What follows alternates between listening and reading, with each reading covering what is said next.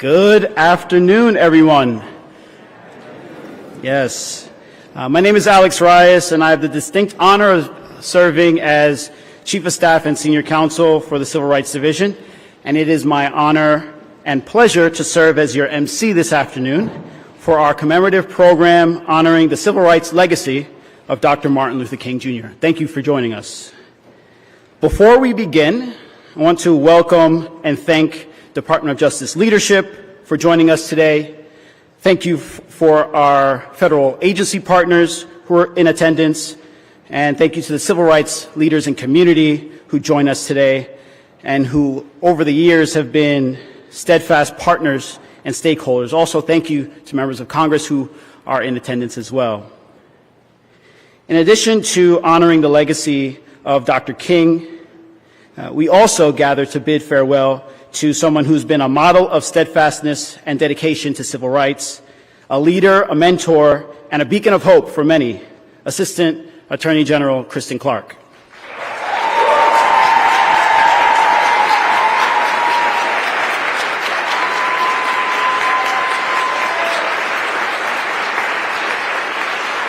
With that said, I'm excited to kick off our program of speakers and discussion, as well as a surprise. Our program will begin with welcome remarks from Principal Deputy Associate Attorney General Ben Miser. But first, I invite you to stand if you're able to join in the singing of the national anthem led by our very own Rhea Walker of the Office of the Attorney General.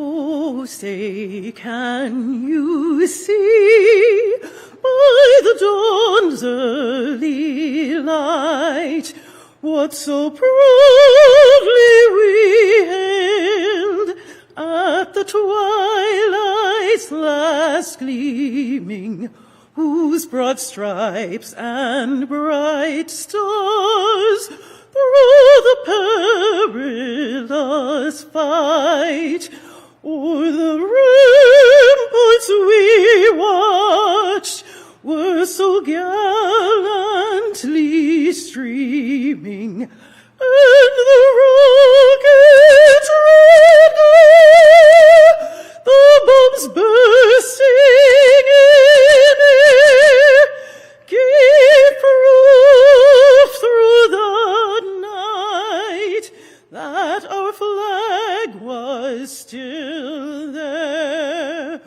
Oh, say does that star-spangled banner yet wave o'er the land of the free and the home of the brave?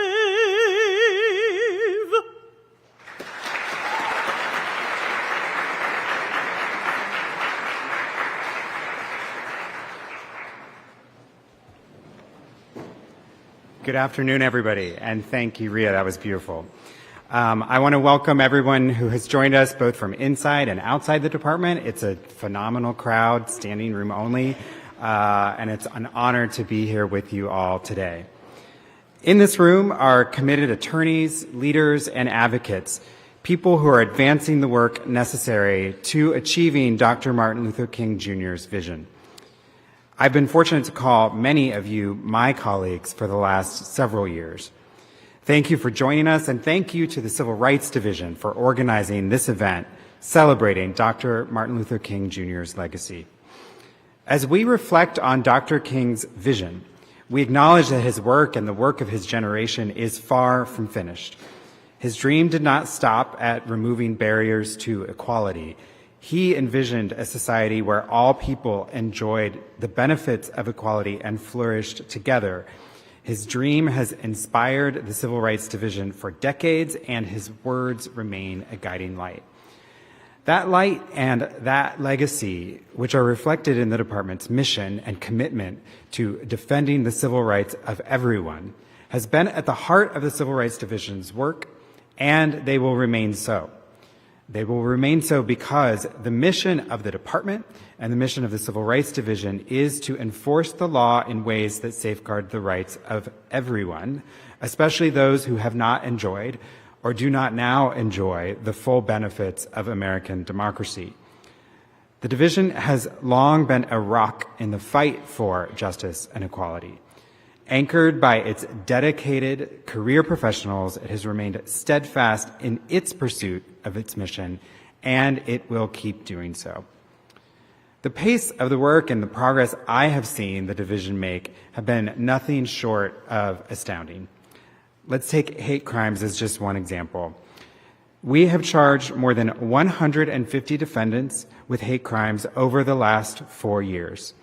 We've participated in more than 135 hate crimes cases, and we've obtained more than 125 hate crimes convictions.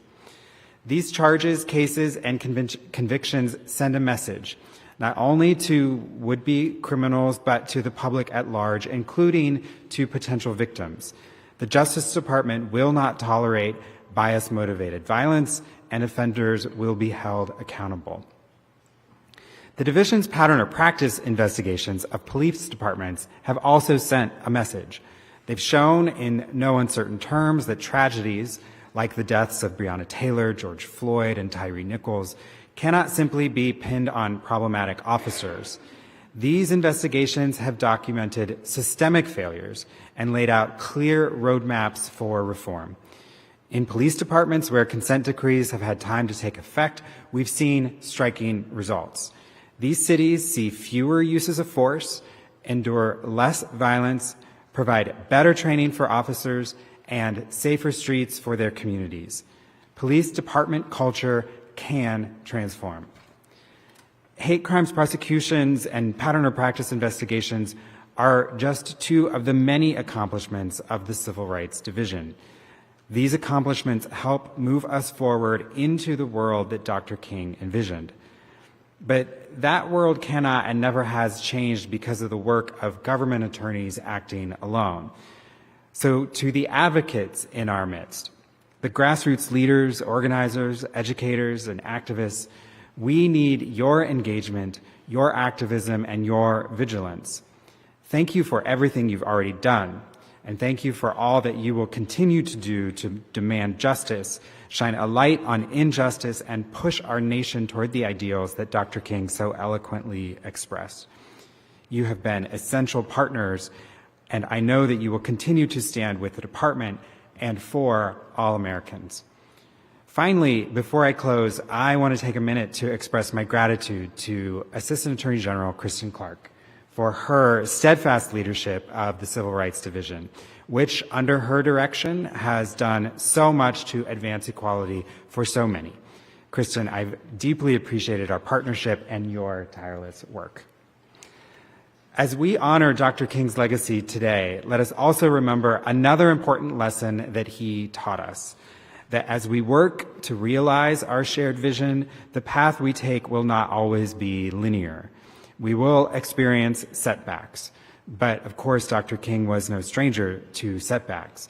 As he once said, we must accept finite disappointment, but never lose infinite hope. May we take those words to heart and continue to work toward his vision. Thank you very much.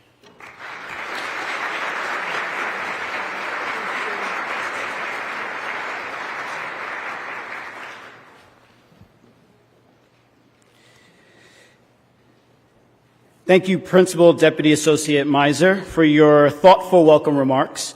And thank you also, Rhea, for your spirited and beautiful rendition of the national anthem. Another round of applause for them, please. And without further ado, I think I speak for everyone when I say I'm excited for today's program. Joining us next is Mark Morial, President and CEO of the National Urban League, an historic and legacy civil rights organization spanning the United States. President Morial has led the National Urban League since 2003. He's an author, an attorney, a former Louisiana state legislator, and a two-term mayor of New Orleans. Join me in welcoming President Morial.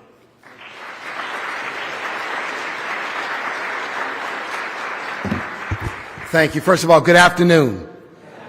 To General Garland, I know he's not here, but we are in his house. To Assistant Attorney General Clarke, the leadership team here at the Department of Justice, the frontline lawyers and support staff here at the department, particularly in the Civil Rights Division, let me just say thank you, thank you, thank you.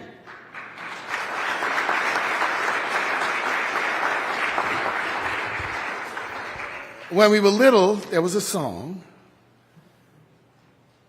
that my beloved mother would sing or play,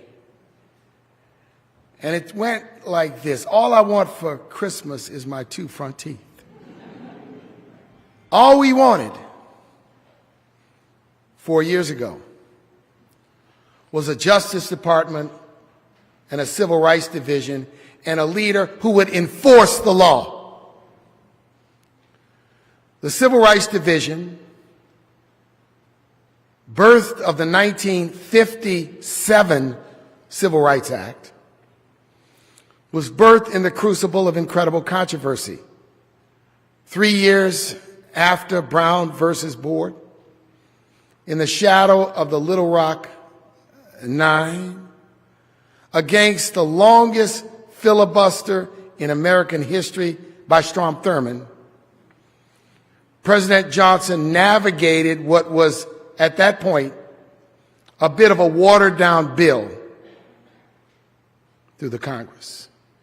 And if you read Johnson's book, Master of the Senate, by Robert Caro, it talks about the ins and the outs of the passage of that bill. The first civil rights bill passed in the United States since the 1875 Civil Rights Act.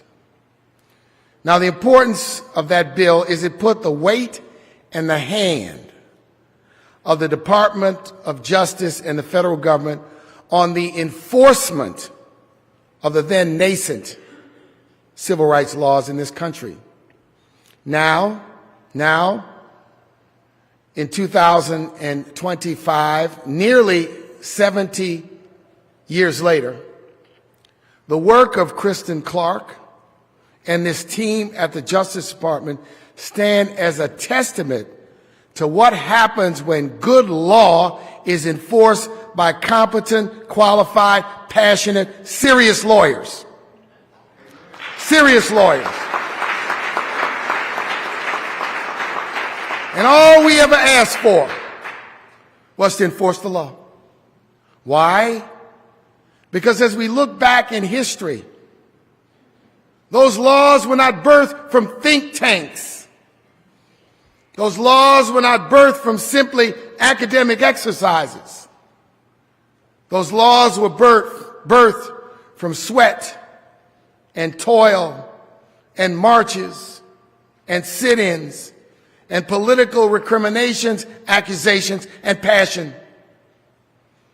Those laws represent the sweat, the blood, and the tears of the generations that came before us. And this Civil Rights Division understood not a choice, but an obligation to enforce those laws and make them real. Whether it was in policing or voting, Kristen Clarke and this Civil Rights Division never flinched.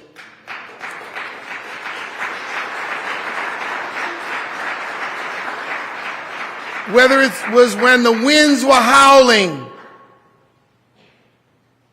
that this division should stand down, they said, no, we have an oath first to the Constitution and to what it means, and we have an obligation to our ancestors. Today, we stand at a moment when the very essence of those laws is under attack, where the very purpose of those laws is under attack. where there is a cynical movement to misinterpret under the guise of reinterpretation that even has currency among the mighty nine in the building over here. I'm here today to celebrate Kristen Clarke and to celebrate the long legacy of the Civil Rights Division, and for all of us to do the same at this moment. But to celebrate, to congratulate, is not enough. What is necessary is a reaffirmation of what this division and what the laws it is tasked with enforcing represent and mean, not just for history, but for the future of this nation, for the 21st century America, for America standing in the world as a citadel of democracy which respects and is not afraid of the concept of racial justice and gender justice, and yes, no tolerance for hate anywhere against anybody. This is where we are. We also are here at a moment when we celebrate the 96th birthday of Dr. Martin Luther King. And what is missing in many of the interpretations of history is the symphonic and harmonic relationship between protest and litigation, between protest and advocacy. The Montgomery bus boycott was an overlay of a challenge to Montgomery's ordinance by the 1955 NAACP. And it was when that three-judge court in Montgomery struck that ordinance down, and those buses got integrated, that protest ended. We need to understand that while Dr. King was protesting, he was also creating a public narrative about the righteousness and the morality of racial justice and a fair America. These things do not operate independently or separately, even if they're not coordinated. It's like rhythm. Sometimes it just matches. It's like harmony and melody of New Orleans jazz. I'm playing the sax and you playing the trumpet and you beating the drums, and somehow we're going to find that perfect beat. So I'm here today to also celebrate Martin Luther King and what he represents, not just his vision, not just his words, but his commitment as a man of action, a man who did things in furtherance of his vision. So, Kristen, I want to celebrate you. You have the indefatigable fire of Fannie Lou Hamer. You have the New York sophistication and accent of Shirley Chisholm. And you have the brilliant legal mind of Constance Baker Motley. May we celebrate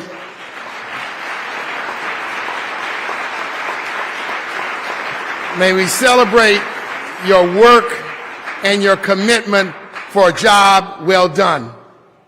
But let us commit that this is not an end.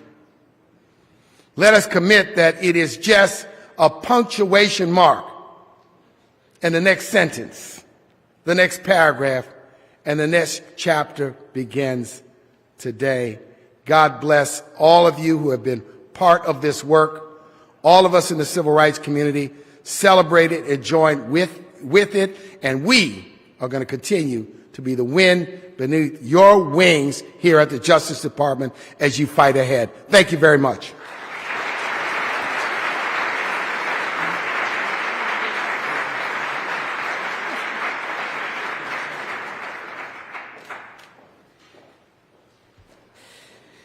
Thank you, President Morial, for your powerful words and reflections.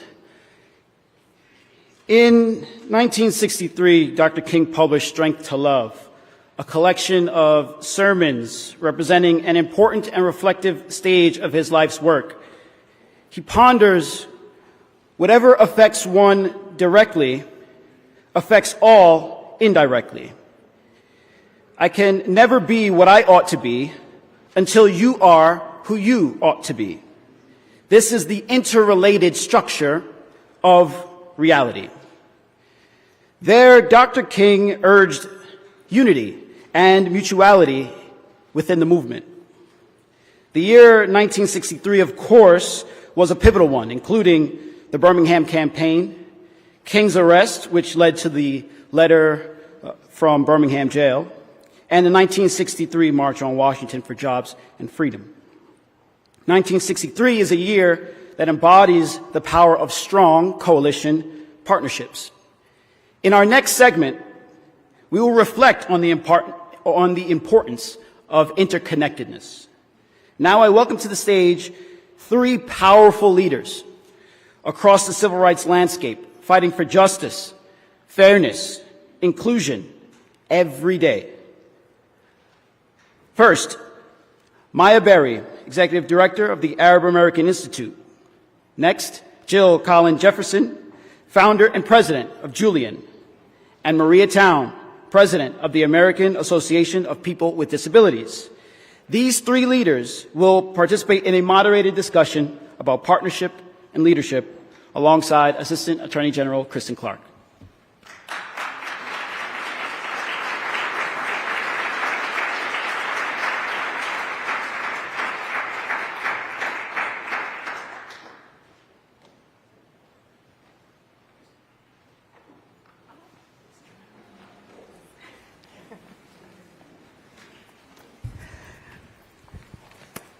Good afternoon. Oh, it is so amazing and humbling to be here with all of you. I want to dive right into our panel discussion. As you've heard, we have three extraordinary leaders with us today who've been on the front lines of work across our nation to stand up for the rights of the Muslim and Arab American community, the rights of the victims of police violence, and the rights of people with disabilities. And I think I want to start with you, Maya Berry.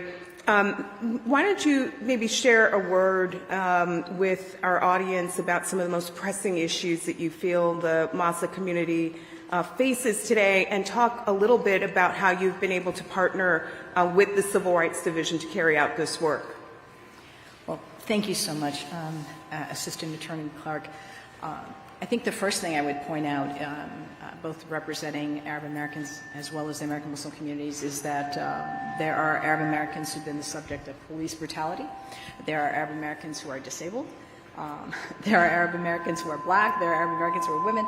So I think one of the most important things is to give the context of how much this is a collective fight that we're in, so to speak, in terms of the challenges that we face. I think that the long-term trajectory for us has been a community that's had a challenging relationship with law enforcement in terms of our civil rights and civil liberties. We saw that prior to 9/11 and certainly post 9/11. And one of the most important things that this Justice Department did at the time was to create an opportunity for Muslim, Arab, South Asians to come together for quarterly meetings here at the Civil Rights Division.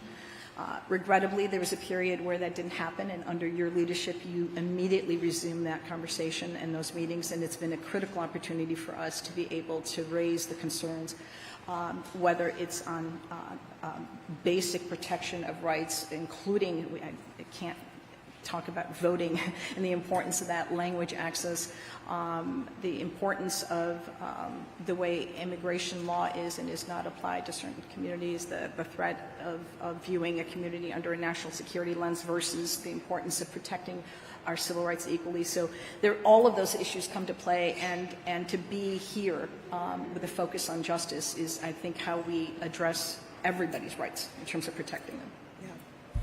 And then let me turn next to the extraordinary Jill Jefferson, who joins us from Mississippi.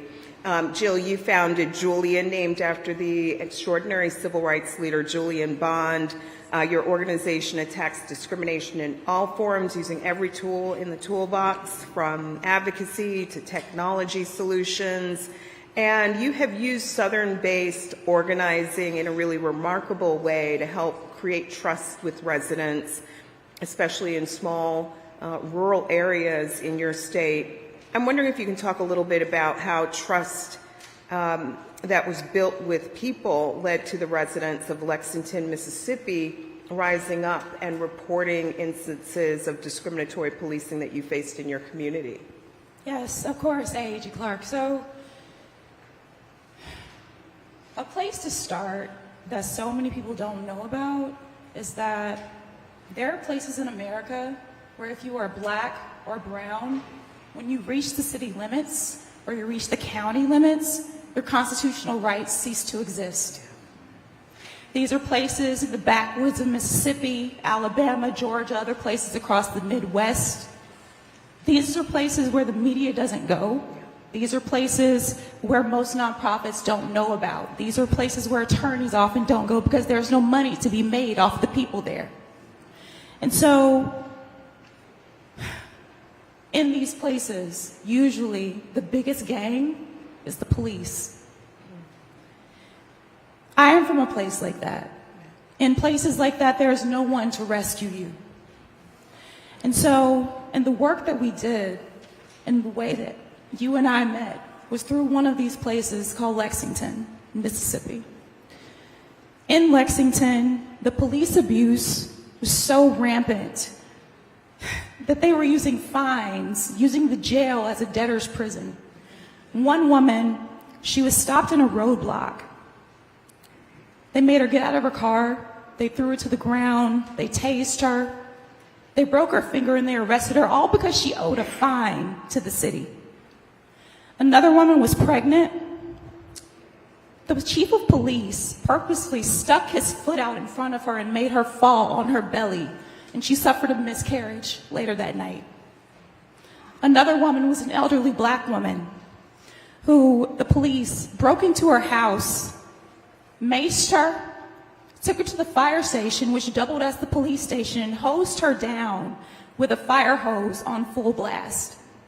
If anybody remembers anything about Birmingham 1963, a fire hose on full blast can rip bark off of a tree. Imagine what it will do to human skin.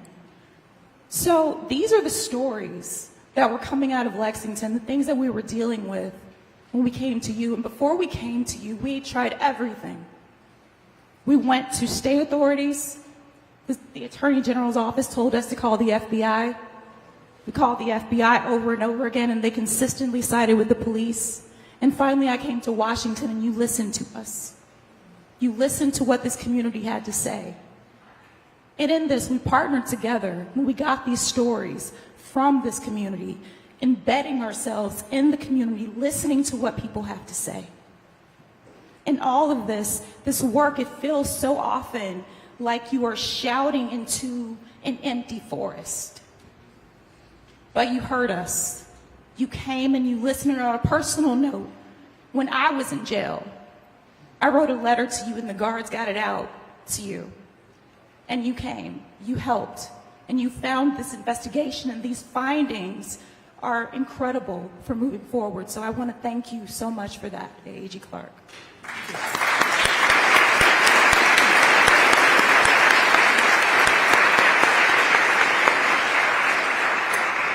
And I thank you for your courage and your work. I know that it has not been easy.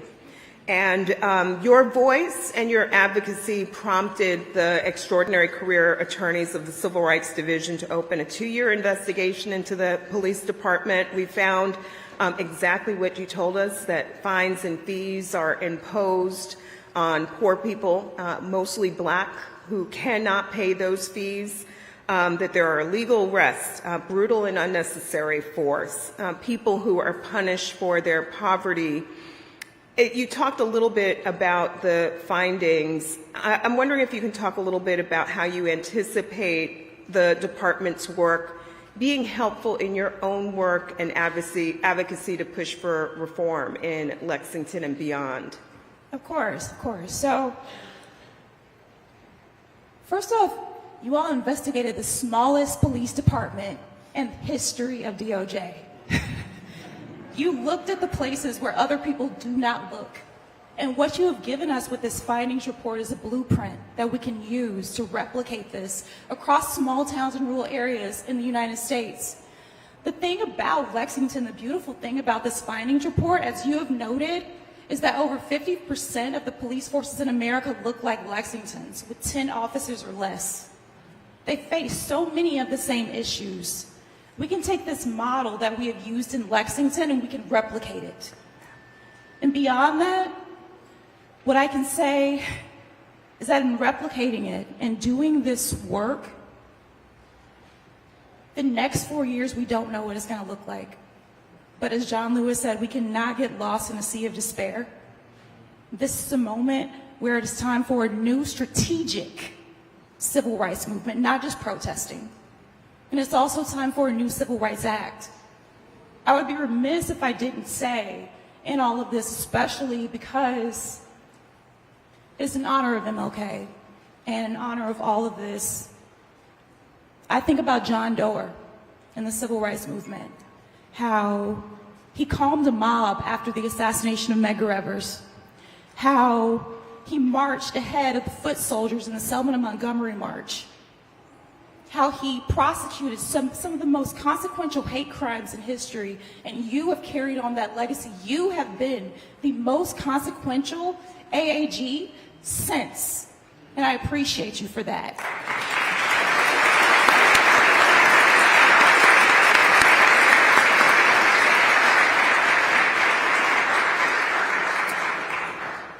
I want to turn, thank you so much, Jill. Again, thank you for the work that you do and for standing up for people in your community who deserve so much better and so much more. I want to turn now to the great Maria Town, who leads the American Association of People with Disabilities. They are on the front lines of some of the most important work happening across the country for people with disabilities. And in the last 4 years, we have been working in partnership together on many, many issues, working to breathe life into the Americans with Disabilities Act's integration mandate under the Supreme Court's Olmstead decision. We won a trial in Florida and have secured settlements around the country to address findings in those states. We've also enforced the ADA with respect to discriminatory emergency response systems that rely on law enforcement as the default response for people experiencing behavioral health crises. And you've been such an important partner in this work. I think this work has been a critical part of how we've gone about the business of trying to promote constitutional policing in this country. I want to ask you to talk a little bit about how the community views the impact of these wins and the impact of some of the work we've done in this space. Well, it is an honor to be here today to celebrate the work of this department, of this division, especially in the context of Dr. King's birthday, and to celebrate your leadership, Assistant Attorney General Clarke. You know, people with disabilities have fought for decades for the right to exist in public safely. We have fought to exist in community, and a key part of what it means to be in community is to have the ability to ask for help and have those requests be met with support and affirmation rather than with harm. So let me give you an example of what I'm talking about.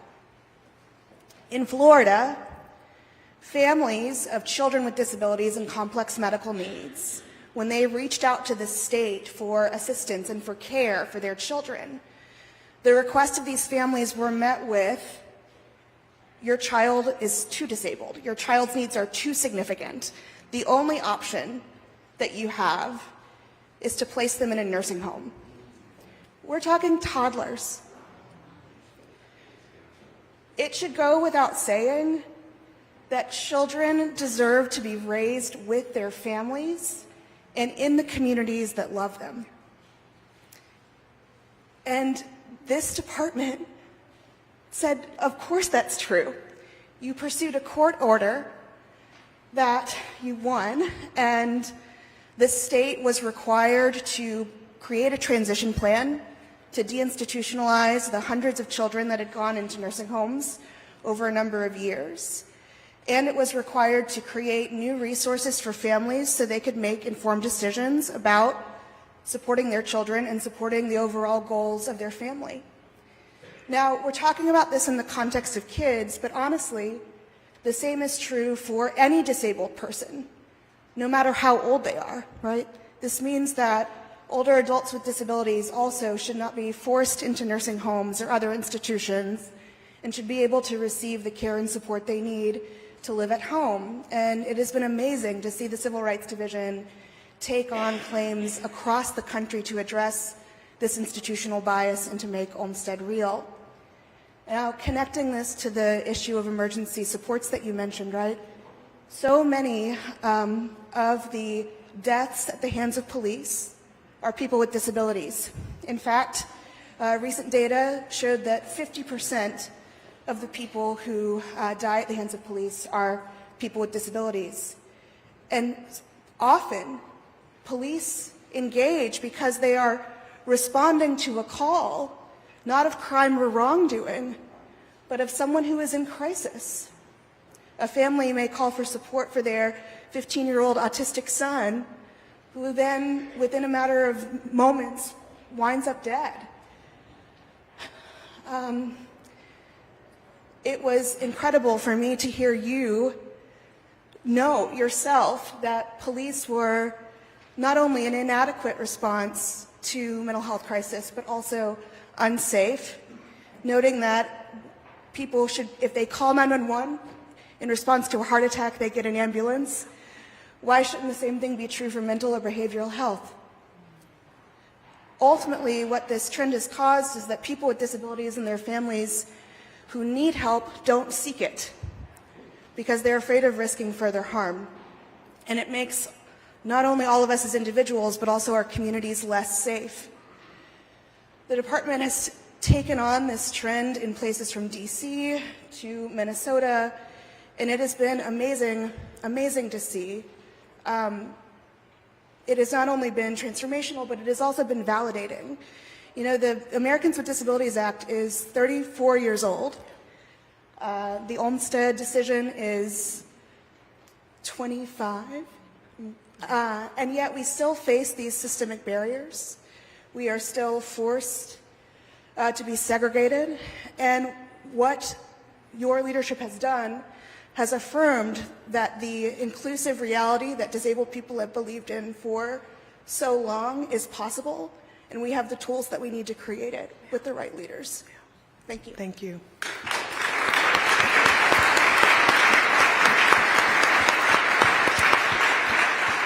And I just want to acknowledge the leadership of Jennifer Mathis and Rebecca Bond, who have interfaced with the community and helped to really break some new ground that hopefully will help to save lives in the road ahead.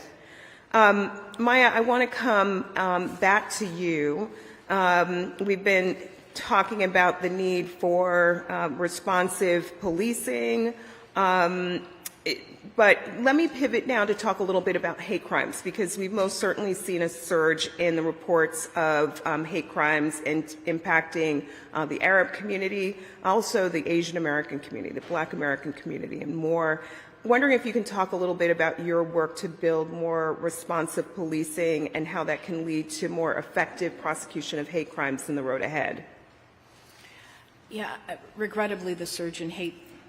I'll elevate this. Regrettably, the surge in hate that we've seen is targeted all communities, as you all know too well here in this building. And one of the barriers to improving hate crime reporting really is the relationship of those communities to local law enforcement. And I think when you hear stories like this from my colleagues, One of the most important things is that this Justice Department not only named those issues, but tackled those issues so that communities can begin to improve their relationships. I think the first would be the idea that, well, the importance of the Attorney General identifying hate crime as a level 1 threat for the FBI as early as 2021. Prioritizing our country's response to hate was pivotal across the board. It was certainly the individual FBI offices, but it was the U.S. Attorney's offices, it was the Communities Against Hate program. There are many things that this department did to make sure that we understood hate crime is not something that it would tolerate, and the figures of charges and prosecutions bear that out.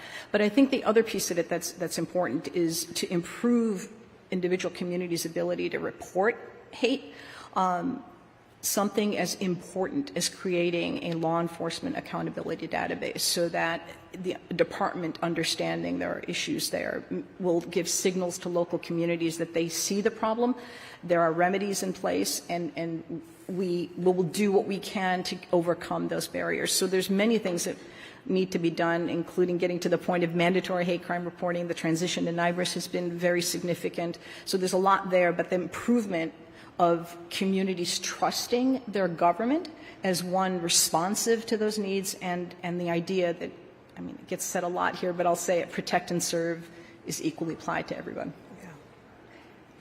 So as we close out this discussion, I want to ask each of you to maybe take a moment to just reflect on Dr. King's legacy and the work that each of you are engaged in your communities. It truly is a beacon of hope for all, but talk a little bit about where you see the work going in the road ahead.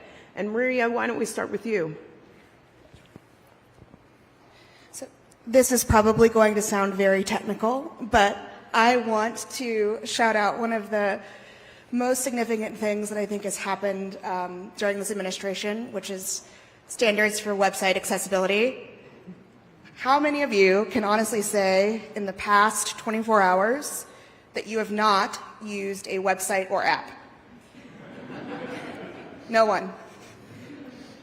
I'm a DC resident, and I recently learned that DC got its first website in 1996, almost 30 years ago. And we just got regulatory standards for website accessibility for states and local governments in spring of 2024. So really, that does deserve a round of applause.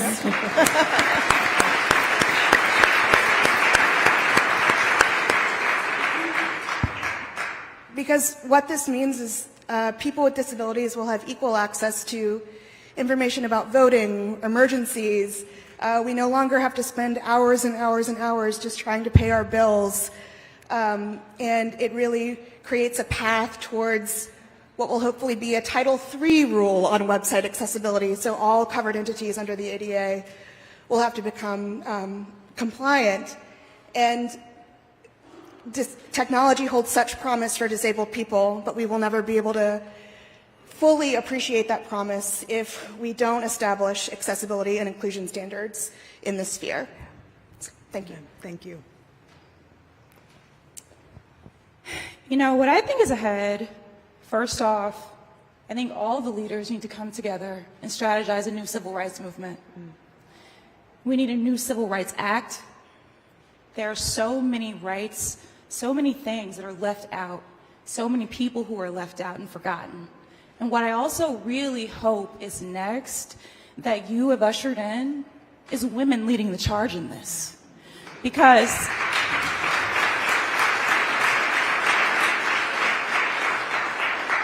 as we know, during the civil rights movement, things were not perfect. Women had to take a back seat.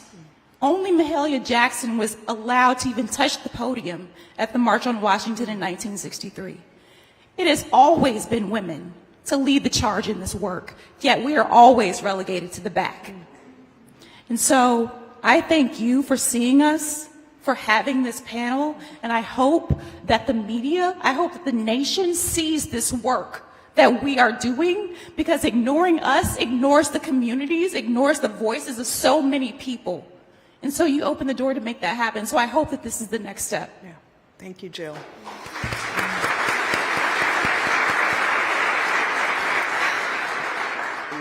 what an incredible honor to just be here with all of you. So let's start with that.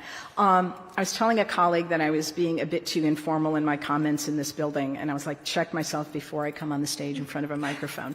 So I'm going to try to answer what I think is an incredibly important question with care. As our country struggles with our democracy, our small d democracy, and what it means and how we move forward in our institutions, I think there's also an element here in terms of struggling with what it means to be an American and who gets to be an American, who gets to identify as an American, who is not targeted. And I think that is the challenge that certainly we are thinking a lot about right now, but I think all communities are.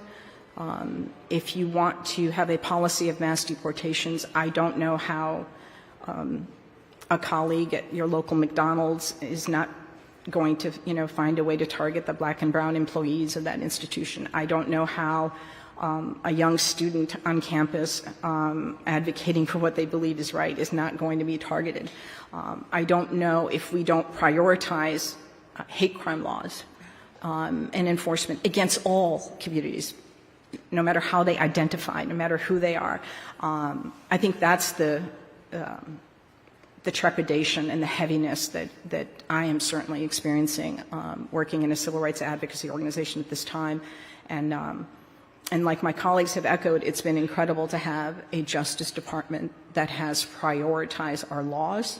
That was exactly right. We have laws. We've simply asked for their enforcement and to apply them equally.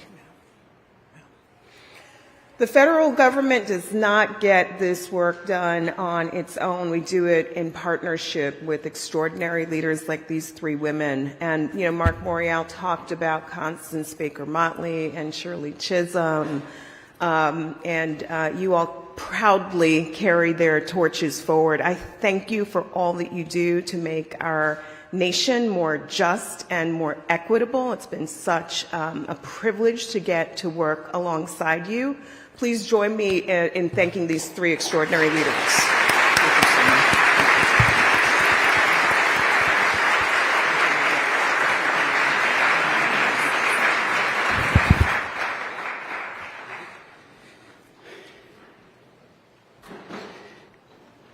Thank you. Now continuing this message of interconnectedness and partnership, I'm going to call up our next three speakers all at once. And these speakers are special. They're three senior officials in federal government.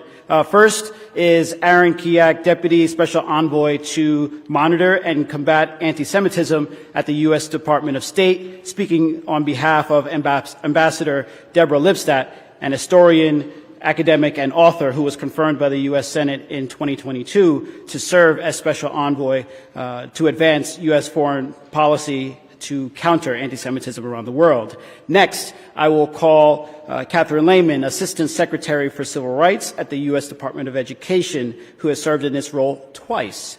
She was first confirmed by the U.S. Senate in 2013 and again in 2021. Between these appointments, from 2016 to 2021, she chaired the U.S. Commission on Civil Rights and served as Legal Affairs Secretary to the Governor of California from 2019 to 2021.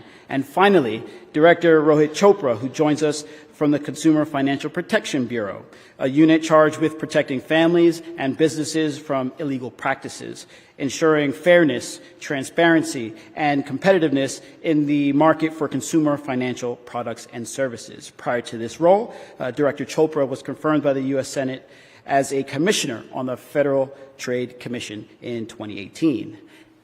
I welcome you to the stage, and first to the podium is Aaron Kiak.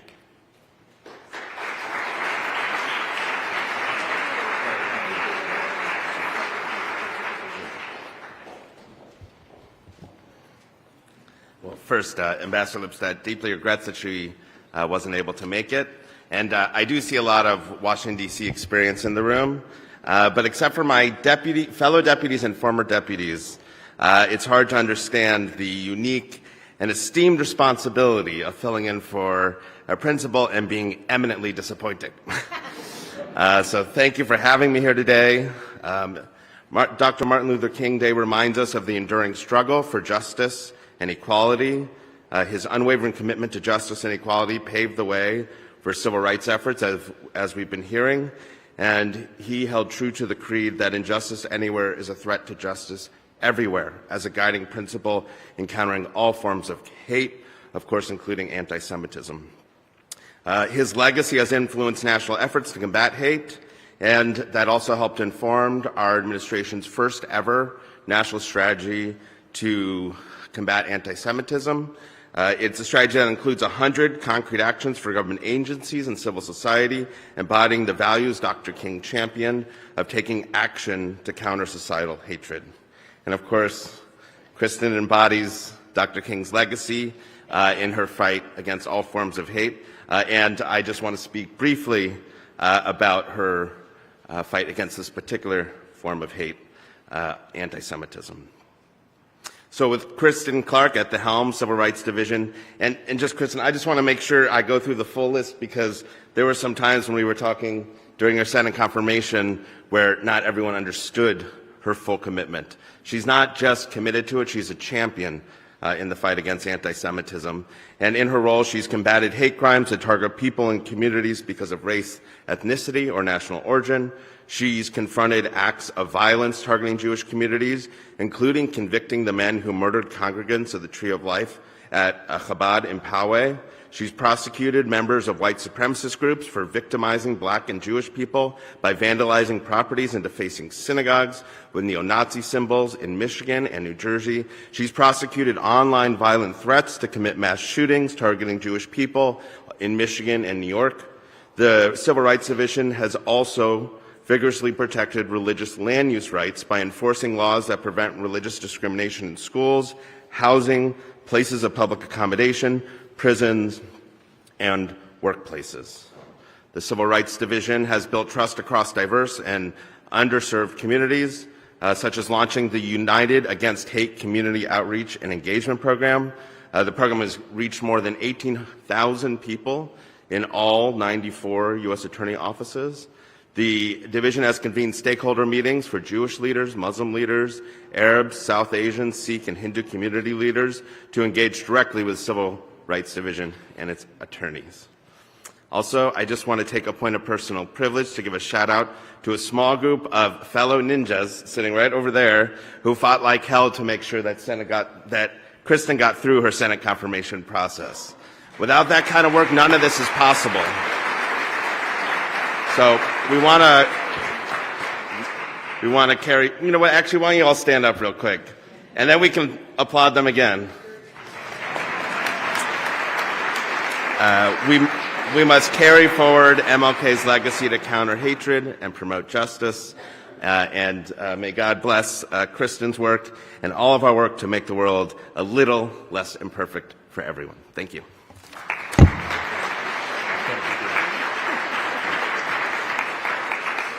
And let me just take a moment. The work we do in the Civil Rights Division is made possible because of the laws that Congress passes, the federal civil rights laws that we use to do our work each and every day. All of them pass with tremendous bipartisan support. But allow me to just take a moment to acknowledge members of Congress with us today. One of the ninjas, the great Senator Klobuchar of Minnesota.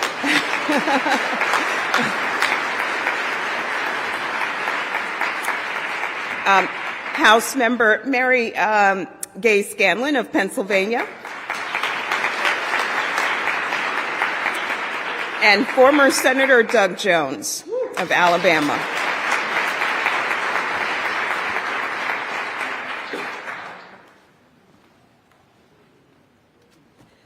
Well, it's a little tough to follow all the love for the members of Congress who have given us the laws that we celebrate, but I will try. Dr. King reminded our nation in his letter from Birmingham jail that, quote, injustice must be rooted out by strong, persistent, and determined action. This nation trusts the federal civil rights agencies to take that strong, persistent, and determined action. It has been my deep pleasure to earn that trust together with Assistant Attorney General Clarke and the Department of Justice Civil Rights Division, each of whom has answered Dr. King's call for service with expertise, with commitment, and with fortitude to meet what this time demands of us. We, together in federal service, meet the legal challenge exactly where we are, finding ways to protect racial justice as expansively as Title VI has promised, but not yet delivered for all its existence to date.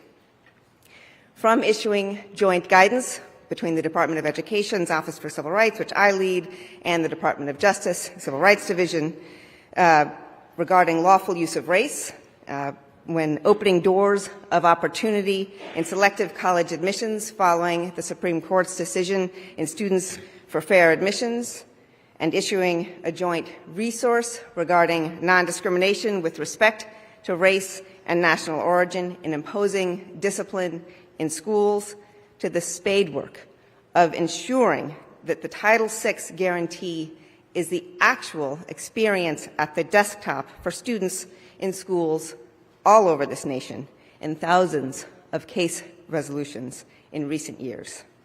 It has been the joy of my professional life to work in active partnership with our colleagues at the Department of Justice to secure relief for millions of students in the nation's schools so they learn in Congress' full promise that no person shall experience discrimination on the basis of race by recipients of federal funds. Making good on the guarantee Congress enacted at Dr. King's strong urging so that, in his words, the Negro and his compatriots for self-respect and human dignity will not be denied. I know in this week alone that we at the Office for Civil Rights at the Department of Education continue, and the Department of Justice continues, to negotiate needed change in the nation's schools to fulfill the federal guarantee against race discrimination, including with respect to Black girls who experience harsher and more severe discipline in a school than their non-Black peers, and with respect to race and national origin-based harassment that impedes access to learning for Black students and Jewish students and Arab students, among so many others. The important work continues, and I thank the Department of Justice, as well as my career colleagues at the Office for Civil Rights at the Department of Education, who will remain after I leave to fulfill Dr. King's crucial legacy for racial and economic justice. Thank you.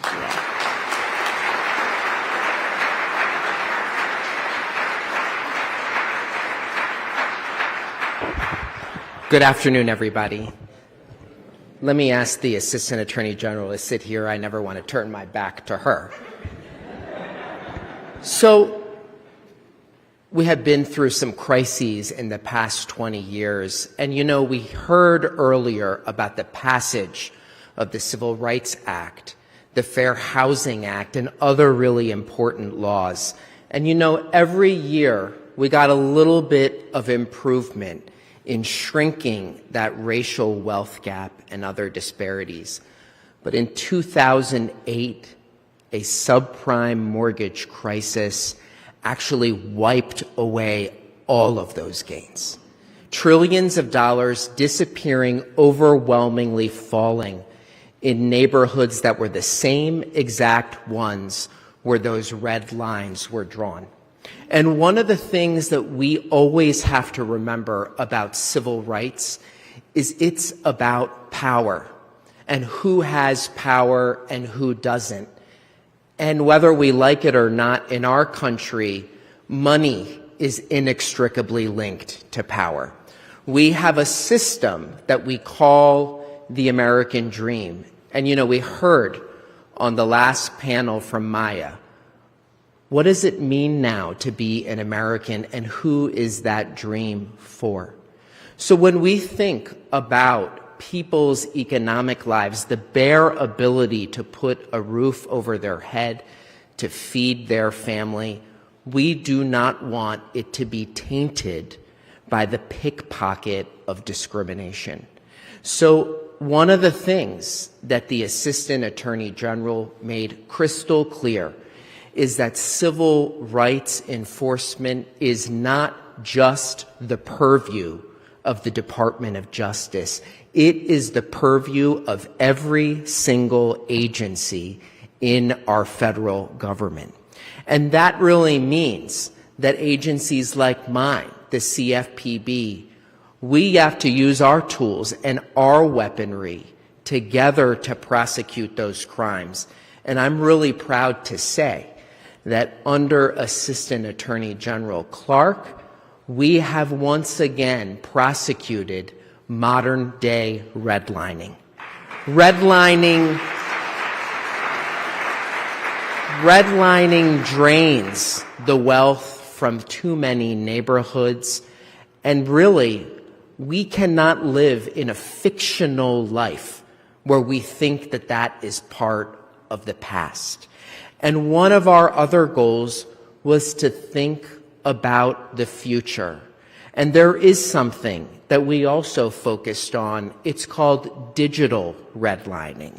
That's the use of algorithms and artificial intelligence to make predictions about people that have huge impacts on their lives. Algorithms can make determinations on whether you get that apartment, whether you get that loan, or even whether you're considered for that job application. And all of this technology is not something that can escape our law. There is no special technology or fancy exemption in our nation's civil rights laws. So just as Mayor Morial said, this is not a time when something is ending. It is a time where we keep going. We keep forging ahead on what we need to do, and we use moments like this to redouble our commitment to it. Let me just share one story of our first ever redlining action against a non-bank mortgage company. These were the ones that really creeped up in the years before the financial crisis. The Assistant AG and myself, as well as state attorneys general from Pennsylvania, New Jersey, and Delaware, went to West Philadelphia, the places and the neighborhoods near fancy Ivy League schools, big, powerful hospitals, and we found a consistent pattern of redlining by a company owned by the Berkshire Hathaway conglomerate. We prosecuted them, and now, today, those residents, not just in West Philadelphia, but in Wilmington and Camden, have new opportunities to actually access some housing. We have to remember that the housing crisis we face today is also a civil rights crisis too, and it means that we must continue to do more. And afterward, the Assistant AG and I took a train back to Washington, and we made sure that no matter if the two of us were in our chairs or not, we are never going to let people stop fighting for making sure that people can get a loan and that people can have the dream of home ownership. So I want to thank the Assistant Attorney General for all that she has done to make sure each and every one of us is living up to our responsibilities to discharge our duties to the Constitution for everybody. So thank you so much.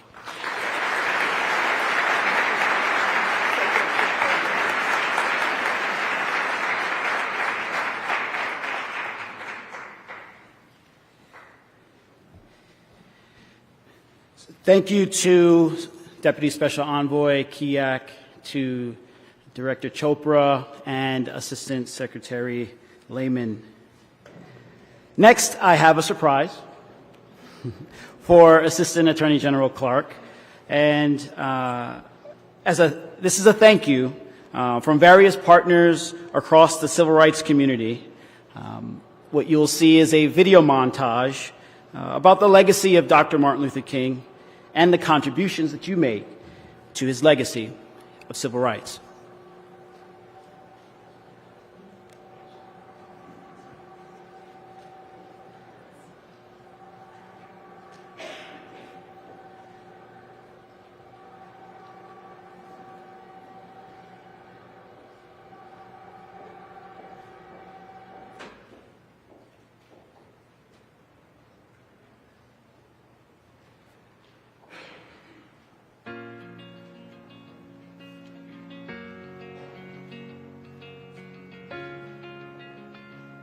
Dr. King dedicated his life to the pursuit of equal treatment under the law with the civil rights movement, and it continues today. His quote, his very famous quote, "The arc of the moral universe is long but extends towards justice." We have certainly seen that in Kristen and her work with her team in pursuing hate crime prosecution, dedication, reporting, and investigation, training as well. It's been really remarkable to have Kristen in her place. We look forward to seeing what her next adventure will be. Thank you so much, Kristen, for all your support and everything that you do to protect America, its citizens, its visitors, and everybody who wants to be in America. Thank you, and thank you for including us in this remarkable day. Greetings. I'm Dr. Leona Tate, founder and executive director of the Leona Tate Foundation for Change Incorporated and the TEP Center in New Orleans. As I reflect on Dr. Martin Luther King's legacy, I think about how his fight for civil rights directly influenced the trajectory of my life. Here in New Orleans on November 14, 1960, my parents made a difficult decision to place me at the forefront of a battle for equal education. My parents allowed Dr. King's example in fighting for the inclusion of all people. Now more than ever before, his legacy is a constant reminder that we all must continue to work towards a more positive and peaceful world. The struggle is not over, and Assistant Attorney General Kristen Clarke took up the mantle in the fight for equity and justice early in her career. Under her leadership, the Civil Rights Division of the Department of Justice has continued to protect the rights of individuals and communities that are often left out of the narrative. AAG Clarke, thank you for your service and for your support in the work that the Leona Tate Foundation is doing in preserving the history for school desegregation and continuing the fight for equity in education. Hello, Madam Clarke. This is Tori Prevost, and this is my mother. How you do, dear? This is Dorothy Prevost. And we are the family of Tessie Prevost. As you know, Tessie Prevost was one of the 4 little girls who desegregated public schools in the Deep South in 1960, also known as the New Orleans 4. We're here to just give you a wonderful farewell. My sister didn't get a chance to meet you, but I'm sure if she would have, she was aware of your work and very proud of what you were doing. And if she was here, she would say that the sentiments would be the same as we are, to send you a wonderful farewell. Martin Luther King's legacy changed the trajectory for Black people. It changed the world. He changed the world, actually. He gave Black people the permission to believe that this is our country too, that we were not second-class citizens. We have rights and privileges, and we should fight for those rights and privileges just like any other citizen. And the work that you have done to carry out his legacy has been tremendous. We are so proud of you. He opened doors for people like you, like my sister, like my parents. And he just made us believe that we can fight. We have to fight. We have to keep up the good fight. And we know that in your next endeavor, you will continue to fight. And we look forward to seeing what you will be doing in your future. We just want to say farewell and thank you for everything you've done. And this is Dorothy Prevost, Tori and Tessie's mother.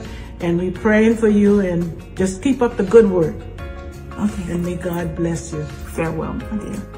Hi, I'm Reverend Al Sharpton, President of National Action Network. I joined the Civil Rights Movement in Brooklyn, New York when I was 12 years old, the year Dr. Martin Luther King was killed. And through these decades of work, I've never seen anyone more committed, more consistent, and more productive than Kristen Clarke. I watched her work in the state of New York and when she went to the Justice Department, and the kind of work, the kind of cases, the volume of stuff she managed, got done, and pushed through is in of itself historic. This country is a better place because Kristen Clarke was in the Justice Department. Families got justice, but more important, society knew that they would be held accountable. One of the things that I thank God for is He gave us a Kristen Clarke, because all of the marching and the rallying outside can only be validated and achieve change if you have a Kristen Clarke on the inside. God bless her, and God, we thank you for giving her to us. Kristen, congratulations on an amazing tenure as Associate Attorney General. When I think about MLK and his letter from a Birmingham jail, where he said that there are laws that are neutral on their face but unjust in their application, I think of your leadership, where you have shone a light on unjust laws. You have challenged and prosecuted the unjust application of neutral laws. And importantly, you've used the law to secure justice for communities that are underserved and disenfranchised across the country. So on behalf of LDF, I thank you for your service and wish you all the best going forward. I'm Mark Morial, and I lead the National Urban League. And I want to say on behalf of the entire civil rights community, thank you, Kristen Clarke, for a job well done. And thank you, Civil Rights Division, for upholding the vision and the mission and the work of the Civil Rights Division. Kristen, you brought clarity, you brought competence, you brought balance, you brought professionalism back to the Civil Rights Division. And we deeply appreciate your incredible work. I ask everyone to remember, injustice anywhere is a threat to justice everywhere. And the work of civil rights is the work of justice, a founding principle of this great nation. Thank you for a job well done. What does Dr. Martin Luther King Jr.'s legacy mean to me? It means freedom. It means justice. It means fairness for all. And Assistant Attorney General Kristen Clarke has continued to live that legacy through the work she has done over these few years at the Department of Justice, fighting for voting rights, fighting for criminal justice reform, fighting for fairness for all. And we thank her for that service. Thank you, Kristen. Dr. King's legacy reminds us that liberation is a participatory endeavor. We won't get there to that mountaintop by sitting on our hands and just pointing fingers. It takes real work, rolling up your sleeves. That's exactly what my good friend, Assistant Attorney General for Civil Rights Kristen Clarke, does every day, and she has for so very long. She gets results. She works hard, not just in the halls of power, but all throughout the nation and communities nationwide. One of the most accessible leaders, one of the most effective people you'll ever meet. Thank you so much for all that you've done. The Torah teaches, tzedek tzedek tirdof, justice, justice shall you pursue. Justice is said twice to teach us that we must always pursue justice, and we must do so in a just way. This is the legacy of Reverend Dr. Martin Luther King Jr. and Assistant Attorney General Kristen Clarke. This is also your legacy. You have pursued justice with compassion, with dignity, with equity, and in collaboration. On behalf of National Council of Jewish Women and the entire Jewish community, I want to thank you for your tireless pursuit of justice for all. Mazel tov. Dr. King's life and legacy continues to have a profound impact on all of us. For me, it's been that it's rooted in justice, what he called the presence of justice. Assistant Attorney General Clarke has led with that presence of justice in mind in all of her work, whether it's another indictment of a hate crime, whether it's a consent decree for a pattern or practice investigation in a local police department, whether it's her leadership in the policy space. She has led with the idea, with the importance of securing justice for all, and I am so eternally grateful for her leadership. Dr. King said that he wanted his legacy to be that he loved and served humanity, and that he was a drum major for justice. And when I think about those words, Kristen, I certainly think about you. I'm humbled on behalf of the National Fair Housing Alliance and our 200 members throughout the nation to be able to thank you for your hard work, your dedication, and steadfast commitment to enforcing our nation's civil rights laws. Thank you. The legacy of Martin Luther King to me is his profound quote that is somewhat of a North Star for me when he says that the ultimate measure of a man is not where he stands at in times of comfort and convenience, but where he stands at in times of challenge and controversy. We're in some challenging times, my sisters and brothers, and thank God that General Kristen Clarke and the Civil Rights Division of the Department of Justice always stood on the right side of history. Thank you on behalf of George Floyd's family. Thank you on behalf of Breonna Taylor's family. Thank you on behalf of Ahmaud Arbery's family. Thank you on behalf of Tyree Nichols' family and so many other families that you gave a voice to while you were given this awesome power as the Civil Rights Division in the Department of Justice. History will remember you fondly, Kristen Clarke, and all of your team.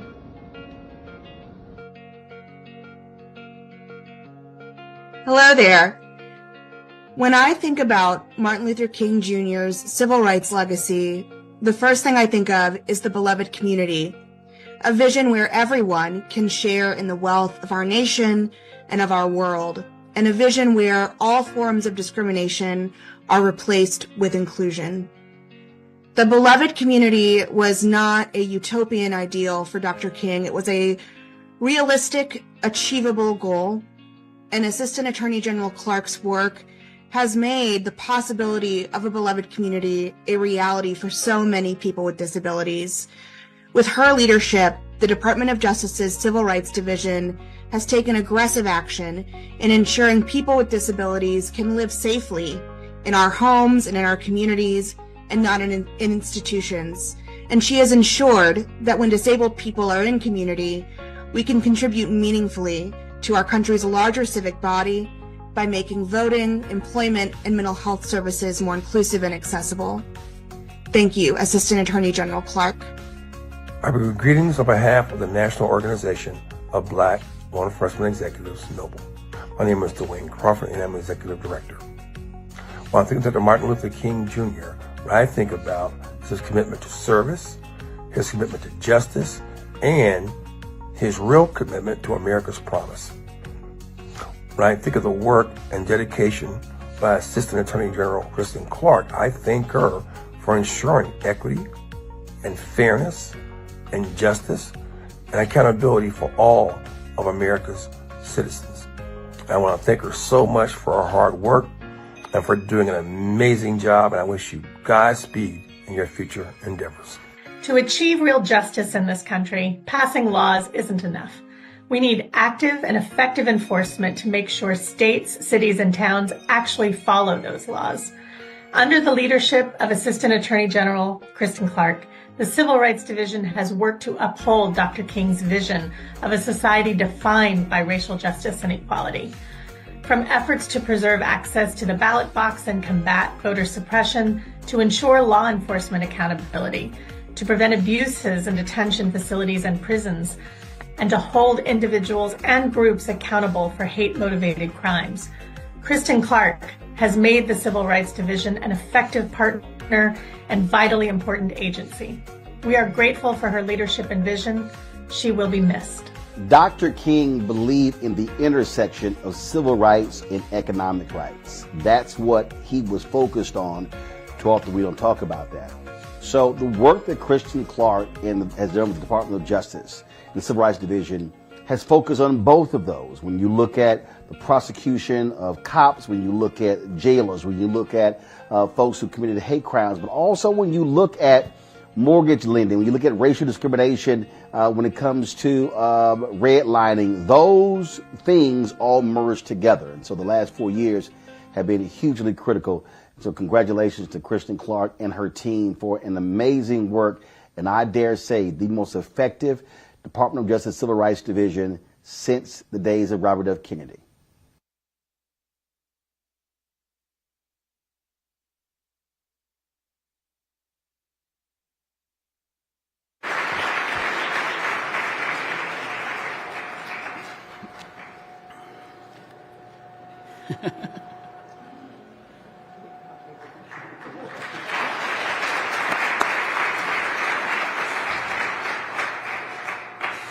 In that video, you heard from civil rights leaders and community members alike, reflecting on the period of civil rights within which we currently sit. The enduring message that I received from that video is that courage and selflessness, even and especially during difficult times, are vitally important. They are important traits that we each can embody when doing our part in pursuit of this work.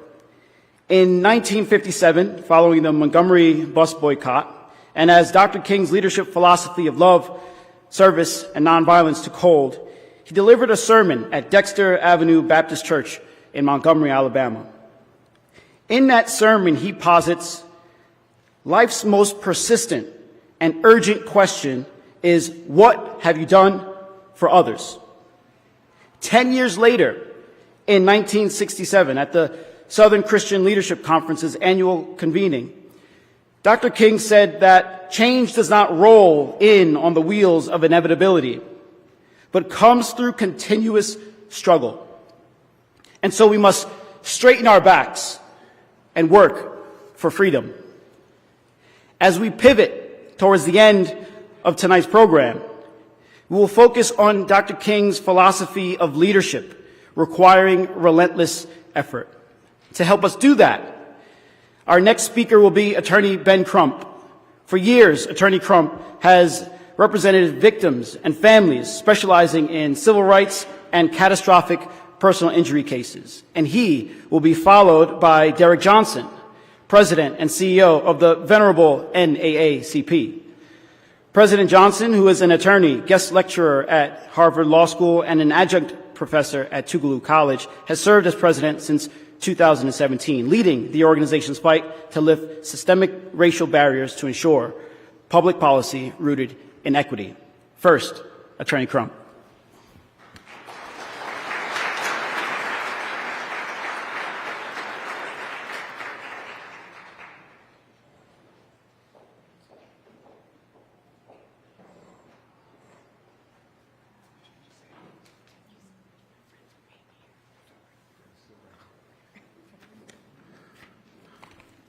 Like the other gentleman, can't have you to my back.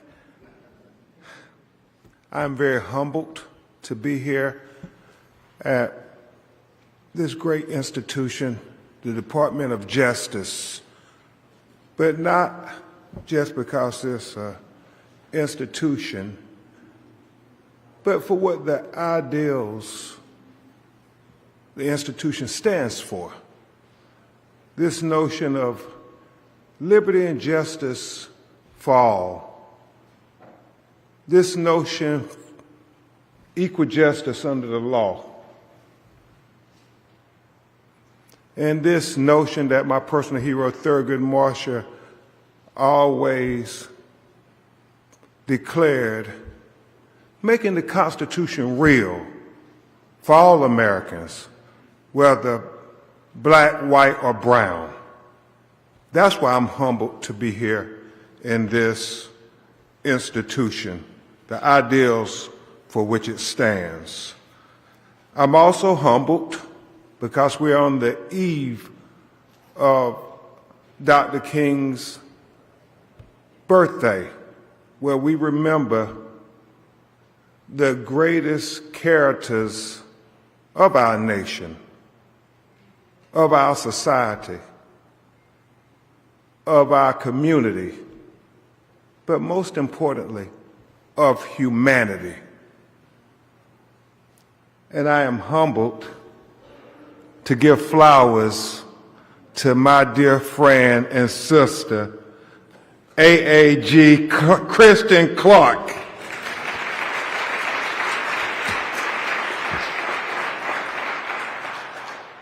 You know, Roland, I have with me a young, brilliant African-American attorney who works with my law firm. She was the chair of the state of California's Reparations Commission, Attorney Camila Moore.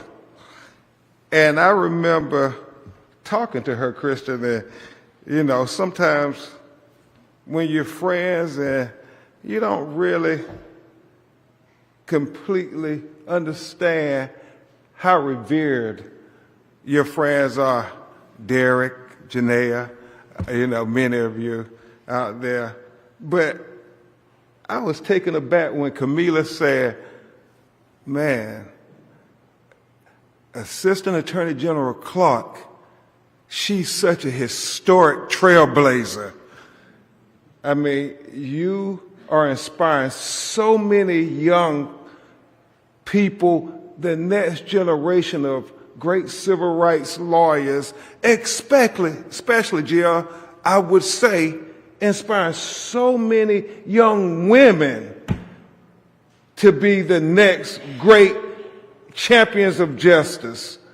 And that's why I'm very humbled when I think about it. I think about Dr. Chavis, and to many of you, when we fight in the civil rights community, we often said, man, I imagine what it would be like if a person who was on the front lines with us doing the grassroots civil rights work became chair of the Civil Rights Division. Can you imagine what we could accomplish?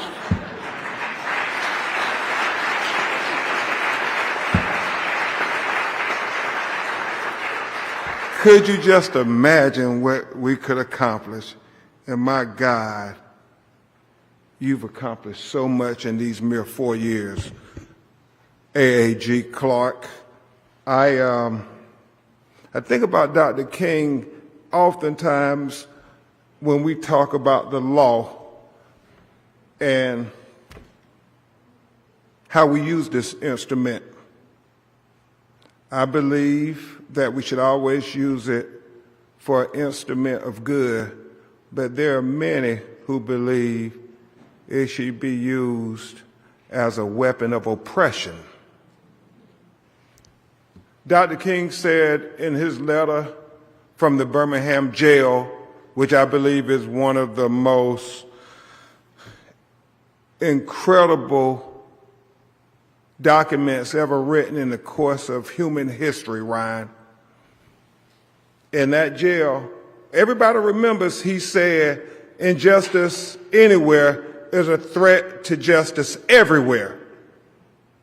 However, I submit to you, my brothers and sisters, I think that wasn't the only profound statements that he made in that letter. I submit that the most profound statement he said in that letter was when he talked about just because they tell us it's legal, that don't make it right. He said we must remember everything Hitler did to the Jews in Germany, they said was legal, but that didn't make it right. He said we must remember that they said slavery was legal, but that didn't make it right. He said we must remember they said segregation was legal, but that didn't make it right. And he said everything they did to that little boy in Money, Mississippi, they said was legal. But Dr. King said, but that doesn't make it right. I thank God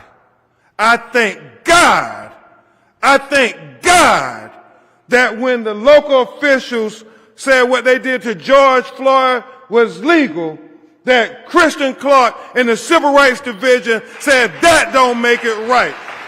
When they said what they did to Breonna Taylor in Louisville, Kentucky was legal, that Kristen Clarke and the Civil Rights Division said, but that don't make it right.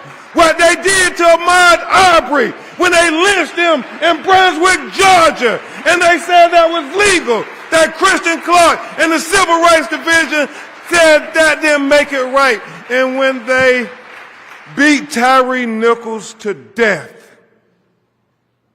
5 black police officers in Memphis, Tennessee, and they tried to say that it was legal, that Kristen Clarke and the Civil Rights Division said, but that doesn't make it right. And now Sonia Massey, Springfield, Illinois. Roland, I know you showed the video on your show many times. Derek, I know that's where NAACP first started after the race riots. It reminds us that we still have so much work to do. National Fair Housing Center camp, I know we got so much work to do. Kristen Clarke, I said it on many occasions, and I heard some of my colleagues say it. Save Robert Kennedy and what they did back in the 60s with Dr. King and Congressman Lewis and Fannie Lou Hamer and others.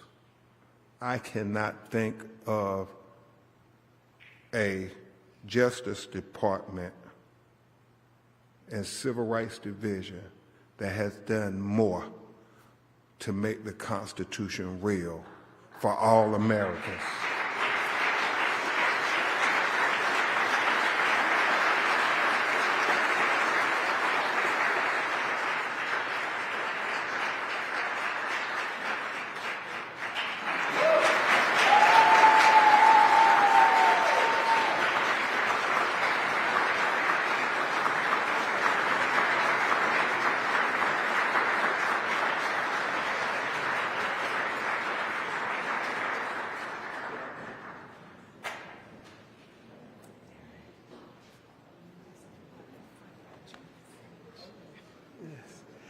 Good afternoon.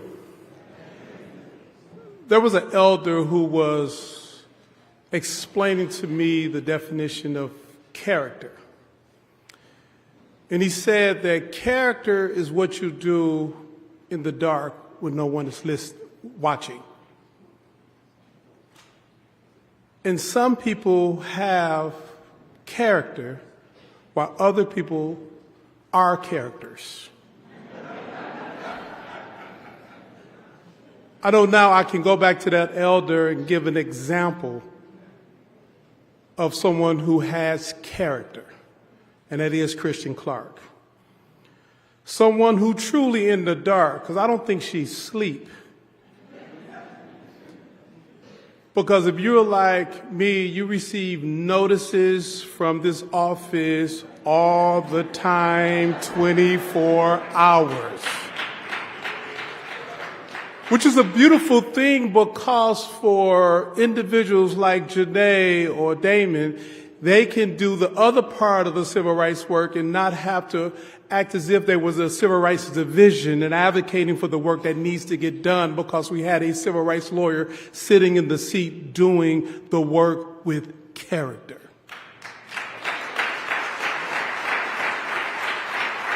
The measurement of people should always be done not based on their ego, but based on their outcomes.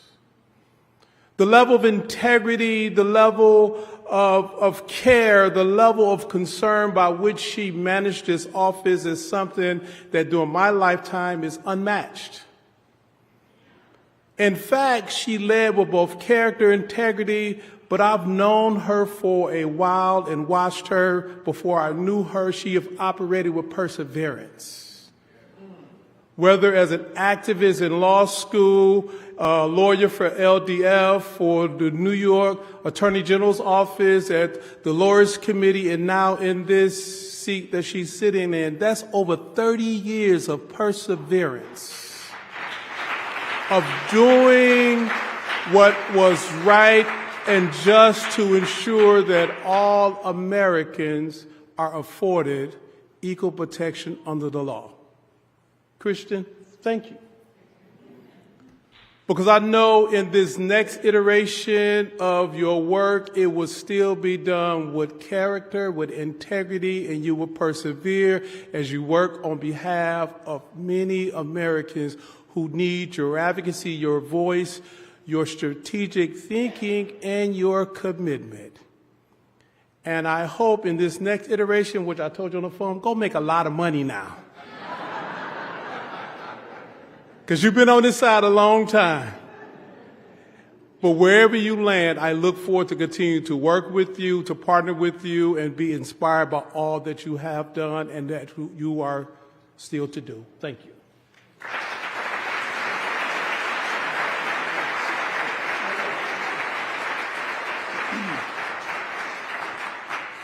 Thank you again to Attorney Crump and President Johnson. And now we move to our featured speaker of the afternoon, Assistant Attorney General Kristen Clarke. In 2021, Kristen Clarke was confirmed by the U.S. Senate to become the Assistant Attorney General for the Civil Rights Division at the U.S. Department of Justice, where she has steadfastly led this division to protect civil rights for all people in this country. On her confirmation day, she made history as the first black woman to take the helm and lead federal civil rights enforcement. The daughter of Jamaican immigrants from Brooklyn, New York, she has carried the torch to light the way as a lifelong civil rights attorney, starting her career right here in the Civil Rights Division, the very office she now leads. She previously led the Lawyers Committee for Civil Rights under Law as its executive director, and before that, led the Civil Rights Bureau at the New York State Attorney General's office. Before I pass the microphone to her, I want to take a point of personal privilege. Serving as her Chief of Staff and Senior Counsel, I have witnessed the care and concern for community that she brings to this work every day, day in and day out. Her desire to do absolutely everything she can is what I will remember most about working with her. Late night text messages or phone calls included. I believe her work ethic can be captured by a portion of Dr. King's 1960 speech at Spelman College. If you can't fly, then run. If you can't run, then walk. If you can't walk, then crawl. But do whatever you can do. You have to keep moving forward. This is a message about the enduring hope through struggle during uncertain times. And it is my hope that when we part ways tonight, that we take that message with us to do all that we can every day, just as Kristen Clarke does. I now welcome to the stage Assistant Attorney General for the Civil Rights Division of the U.S. Department of Justice, Kristen Clarke.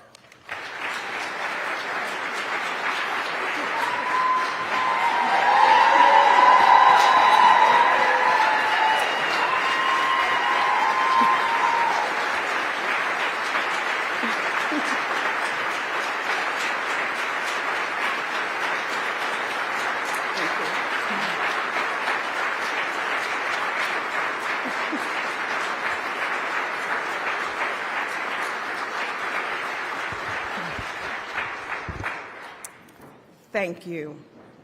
Thank you so very much. I'm so moved by this program. I'm going to try and keep it together here as we close things out.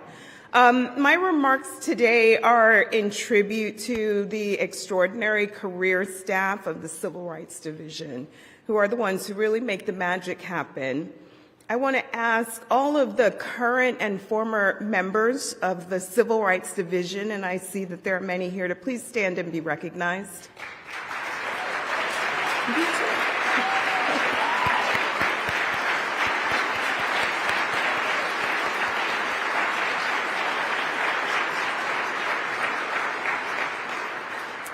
It is a profound honor to be with you today, reflecting on the enduring legacy of Dr. Martin Luther King Jr., a great American whose vision, courage, and commitment to justice transformed our nation's moral and social fabric. As we close today's tribute to his life and monumental contributions he made, we also celebrate our own hard work to advance his dream. A dream of a nation where equality, justice, and fairness are not just aspirational ideals, but tangible realities for us all. Dr. King was a visionary. He believed deeply in the promise of America, even as he recognized the profound inequities and systemic racism that plagued our society.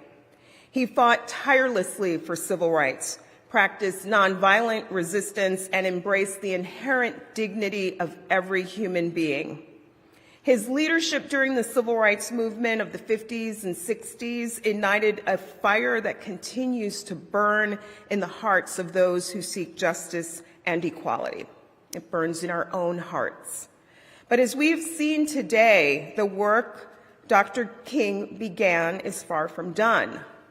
When President Biden nominated me on the morning of January 6th, 2021, and the Senate confirmed me for this role on the one-year anniversary of George Floyd's death, our country was in the throes of unrest, with echoes of the nation's earlier civil rights movement sounding in the streets. Black people had been tragically killed. Ahmaud Arbery died for the apparent offense of jogging while black. Breonna Taylor died on the floor of her apartment because of an illegitimate search warrant. George Floyd died with a police officer kneeling on his neck. And not just black people felt the brunt of prejudice and violence. The previous year, COVID had unleashed hate-fueled violence targeting Asian Americans. Anti-Semitic and Islamophobic violence were also skyrocketing. The targeting of LGBTQI people, especially children, was rampant. But the proliferation of violence and hate sparked a counter-reaction. Protesters of all stripes mounted more than 10,000 demonstrations. Yellow paint on the streets reminded people that Black lives matter. Activists toppled Confederate statues. Mississippi removed the Confederate symbol from its flag. Corporations, states, and localities designated Juneteenth a holiday. Washington's football team shed its racist name and logo. And in a seemingly small move that actually matters, publications began to capitalize Black when using it to describe people. This change acknowledged the shared history, identity, and community among people who identify as Black. It seemed to suggest understanding by institutions that previously privileged an archaic style over a minor edit that cost nothing. It hinted at respect and a willingness to confront a collective history of racism and injustice. All welcome, overdue, and symbolic steps, but none of them enough to fully realize Dr. King's dream. I stepped into this role with great pride to return to the place where I started my career as a baby lawyer in 2000, but also with a sense of the urgency of the moment. At the Civil Rights Division, we have long enforced federal laws that protect people from discrimination based on race, national origin, sex, disability, religion, and military status. For 67 years, our explicit mission has been to give force and meaning to the law, to elevate them beyond mere words on paper, to integrate them into the reality of everyday life for all Americans, regardless of their background, zip code, or circumstance. We've sought to redeem the promise of the Civil Rights Act of 1964, the Voting Rights Act of 1965, the Fair Housing Act of 1968, and more. As we reflect on Dr. King's legacy, I want to talk about how the Civil Rights Division has fulfilled this mission in the last 4 years. Under the leadership of President Joe Biden and Attorney General Merrick Garland, we have revitalized and empowered the division. We have expanded the scope of our action to address both overt and covert barriers to civil rights. We have made progress that will be difficult to reverse and changes that are more than symbolic, more than gestures. George Floyd's tragic killing ignited not just a wave of protest, but a renewed national conversation about policing in the criminal justice system. Dr. King had earnestly hoped for such dialogue, but to see the persistence of police misconduct today would have left him heartsick. Dr. King peacefully submitted to arrest, a fact that critics of the Black Lives Matter movement might have invoked as evidence that he was not critical of law enforcement, but King was critical. In his 1963 at the March on Washington, he said, "We can never be satisfied as long as Black Americans are victim of the unspeakable horrors of police brutality." This is as true today as when he spoke those words, as true for white and brown victims as for Black ones, as true in the North as it is in the South. In case after case, the division has prosecuted police officers and officials in our jails and prisons who thought it was acceptable to brutalize people, disproportionately people of color who didn't show the right level of respect, who did not comply with police orders quickly enough, or who ran away in fear. Through our prosecutions, we have shown that such impunity by law enforcement is not acceptable, that the job of police is to enforce the law and ensure public safety, not to adjudicate guilt and mete out punishment that could lead to loss of life. We've also worked collaboratively with local law enforcement agencies to implement reforms. I've engaged with law enforcement groups across the country and participated in trainings, and we also have conducted pattern or practice investigations, yielding invaluable findings reports that lay bare for the public that police brutality persists. Decades after the sit-ins, the marches, and the letters from jail, we have uncovered and exposed systemic problems and discriminatory policies and practices. Let me be clear, the vast majority of law enforcement in our country works to keep us safe. They make personal sacrifices and put their own lives on the line. But we also know that police officers need more resources, training, and accountability to do their jobs properly. Since 2021, we've negotiated and implemented consent decrees with cities such as Louisville and Minneapolis, where city leaders and police departments all agree on and stand with us in the pursuit of reform. Our decrees address issues such as excessive use of force, biased policing, and the failure to protect people's civil rights. Our work has also yielded powerful success stories in places such as Seattle, Albuquerque, Newark, and Baltimore, where we have worked hard to make real the goals of existing consent decrees, where policing has improved, violent crime has declined, and constitutional policing policies are becoming rooted in the culture of the communities and their police departments. Our decrees require independent monitors and provide accountability both within police departments and with the community, creating long-lasting change that aligns with Dr. King's vision of a just society. And we've been dynamic in our approach to this work, using other tools like the Americans with Disabilities Act to address the full range of complex issues that we face. Dr. King regarded the right to vote as paramount. He understood that the ballot made public officials accountable, that it made them responsive, that it made them listen to the voices of marginalized communities.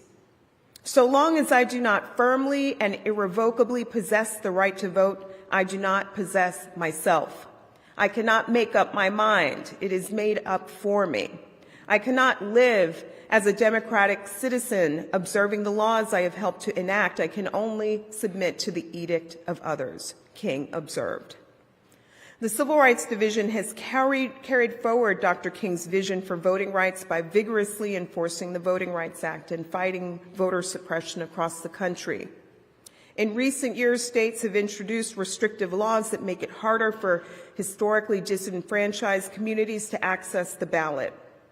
We've sued to enjoin unconstitutional voter ID laws, pushed back against racially gerrymandered redistricting maps, worked to ensure language access for minority voters, stood up for military members participating from overseas, advocated for voters with disabilities, and worked to address other tactics that, in the words of one court of appeals, quote, targeted African Americans with almost surgical precision. The division has continued to push for restoration of the full protections of the Voting Rights Act, worked to undo the Supreme Court's 2013 decision in Shelby County, Alabama versus Holder that eviscerated key provisions of the law and opened up the floodgates of voter suppression. We've worked hard to make it clear that the right to vote is not an indulgence or reward bestowed by the state. As we prepare to mark the 70th anniversary of the Voting Rights Act of 1965, we must all continue to push for something that should be beyond dispute, that we all deserve to have a voice in our democracy. Dr. King's vision for justice also extended to economic equality, which included the right to fair housing, discriminatory housing practices, redlining, and segregation have historically kept people of color from achieving economic mobility and home ownership, the key to generational wealth in America. Dr. King's work with the Poor People's Campaign in the 1960s highlighted the intersections between race and economic injustice. Days following his assassination, Congress responded by adopting the Fair Housing Act of 1968. We use this law and others to ensure fair housing opportunity for all. As part of our nationwide Combating Redlining initiative, we have worked to hold banks and financial institutions accountable for modern-day redlining. We have secured over $152 million in relief for affected communities. Thank you.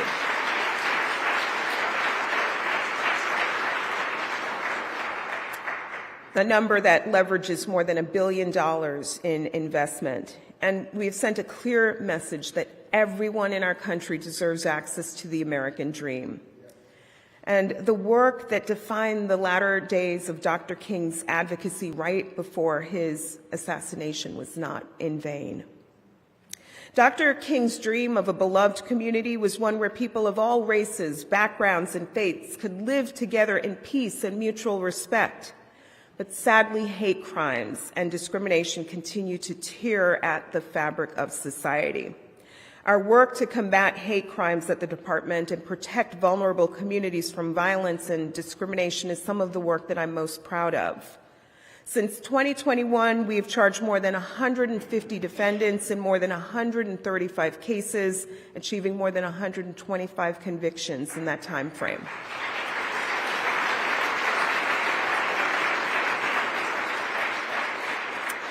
While true justice can't be achieved in the face of an increasing spate of bias-driven mass shootings, we work to provide hope for impacted communities, and we work to protect the legacy of those who've lost their lives. This work is fueled by one simple principle.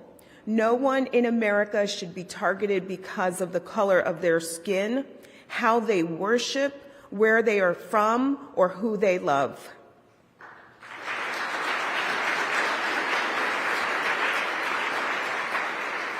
This commitment aligns with Dr. King's belief in the importance of empathy, compassion, and a common responsibility for one another's well-being.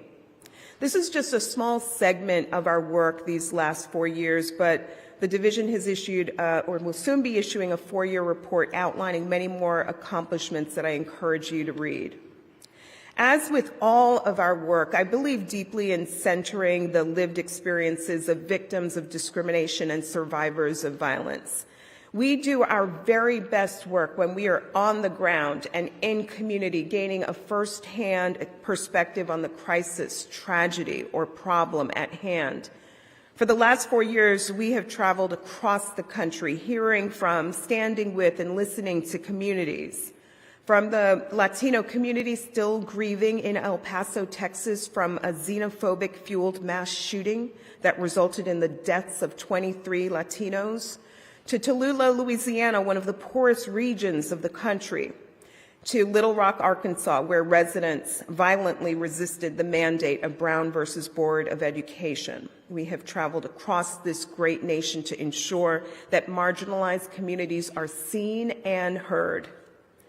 The tears of grieving mothers who have lost their sons and daughters to police violence, the scars borne by the survivors of the Tree of Life massacre in Pittsburgh, the Tops supermarket shooting in Buffalo, and the Club Q shooting in Colorado Springs have demanded that we do our very best work to tirelessly fight for justice and to do so with empathy and understanding.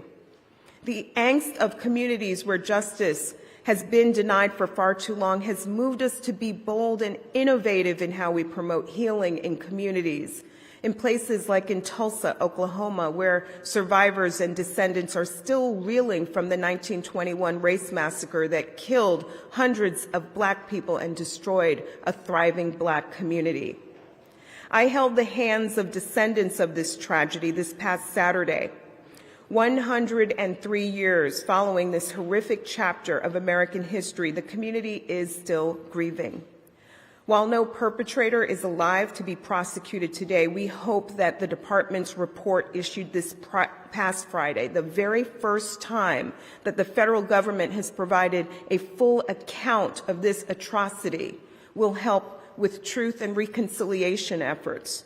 Ensure that the nation never forgets this dark chapter of our history and supports continued efforts to seek justice in the road ahead.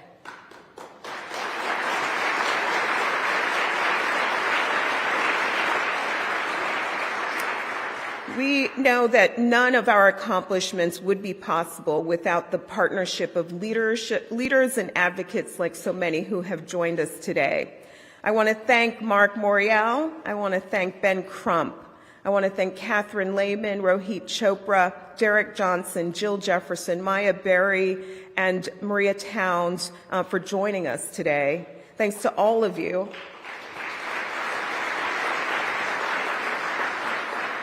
For being such important partners and allies in this work to make our nation more just and whole. I thank all of the U.S. attorneys who have served with distinction over these past few years. I thank our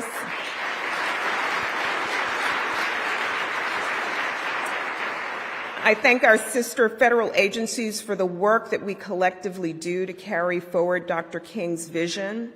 I thank my kitchen table of tireless front office deputies who have tolerated the text messages and emails that come at all hours of the night and who have, along with me, burned midnight oil over these last few years and whose good judgment and sound counsel have been so key in ensuring that we have brought our A game or tried to bring our A game to all that we do. And a tremendous debt of gratitude to the career attorneys and professional staff of the Civil Rights Division of the U.S. Department of Justice. They are the true backbone of this storied institution.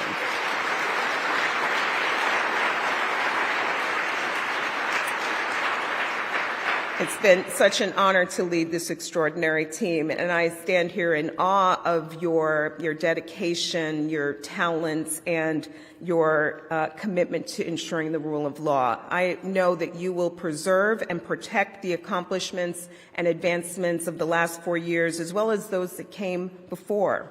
You will hold Dr. King's true North Star as your own, using it to guide you toward greater progress and toward true equality in the road ahead. While challenges may lie ahead, we end 2024 in a better place than we started in 2021. As King noted, we must accept finite disappointment, but never lose infinite hope. So let us today be hopeful, ready to continue the quest for justice in the road ahead. Before I close, though, I want to say thank you to my family. I want to thank my son, Miles.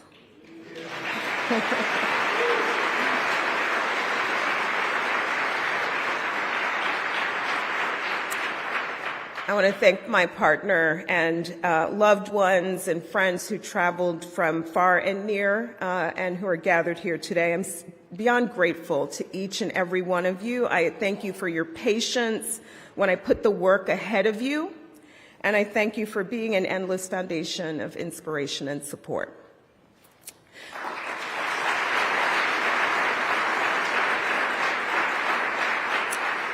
I stand here, the proud daughter of Jamaican immigrants, reared in a public housing complex in Brooklyn, New York, motivated to do this work knowing what it's like to experience poverty and racism and disadvantage. Grateful for the rich opportunities that I was exposed to, and hell-bent on using those opportunities to be of service to those in need and who recognize the basic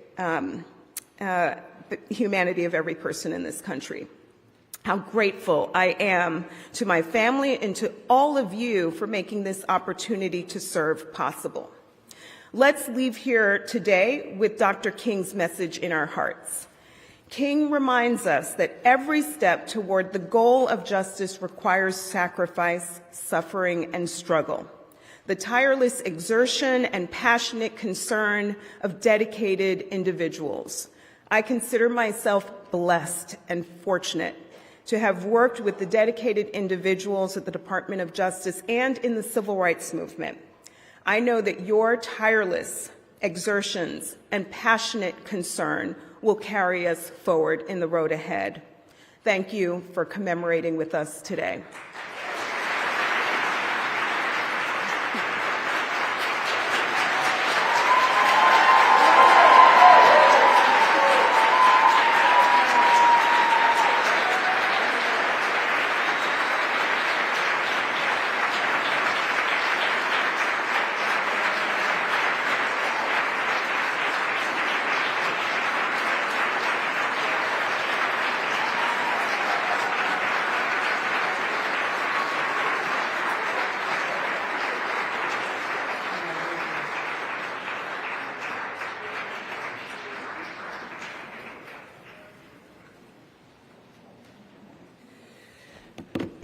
Let's extend this round of applause for Assistant Attorney General Kristen Clarke.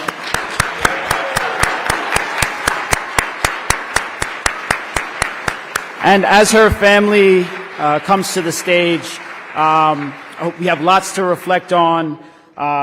So thank you again to the speakers and the panelists and all of you for joining us on what is an extended program, but a heartfelt program nonetheless. We are having a reception in this very room, and we have a special guest for you. So please stick around, mix and mingle as we now officially close. Thank you.